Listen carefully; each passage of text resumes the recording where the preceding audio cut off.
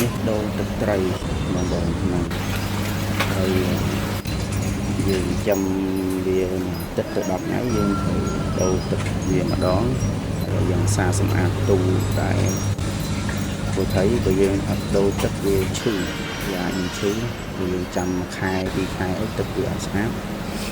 មកទៅអស់ហើយសម្ងាញ់យើងត្រូវលាងសម្អាតវាដែរមួយថ្ងៃយើងបានទឹកសម្អាតវា3ដង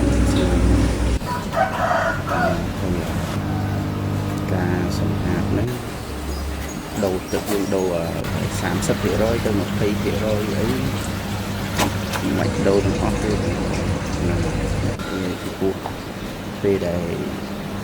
យើងដូរហើយយើងត្រូវមានថ្នាំបាទហ្នឹងមានអំបិលមានថ្នាំឲ្យទឹកថ្លាឲ្យបាក់តេរីល្អអញ្ចឹងបាក់តេរីអញ្ចឹង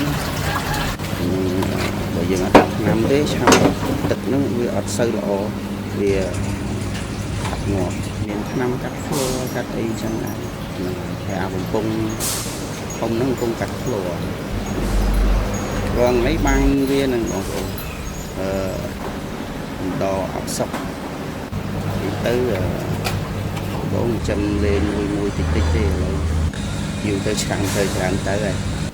ខ្លាយជាអ្នកលក់ហើយឥឡូវទូពេញផ្ទះ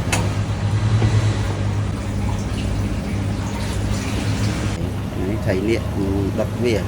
ដុតឲ្យវាឡើងពណ៌ក្រហមនេះផងនេះថៃខយថៃខ្លាថៃសេកថៃកាហែថៃគោ3ហ្នឹង